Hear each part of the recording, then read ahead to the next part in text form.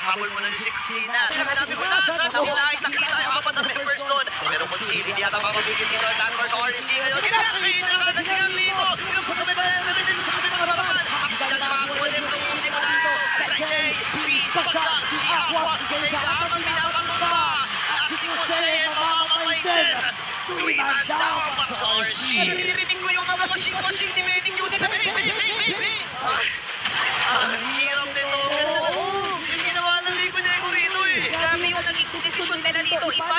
Medyo delikado ito. Kung ikaw si Aqua, hindi ko alam kung ano kumain mo. Definitely it would be the blue. Pero hanggang saan ka dadali dito mag-i-engage at team. Ay! Nakakali na tapusin mo ang Liquid. Kaya kain muna dito si Demon Knight. Pinupong doon sa may bandang Raman Lord. Ay kasama nila ngayon si RDT. Dato Wendy. At yung mga heal. And this time, makakapapatay muli. Si Carlito Dagway. At ito na ang magiging puntilya. Liquid. Echo takes game number 2.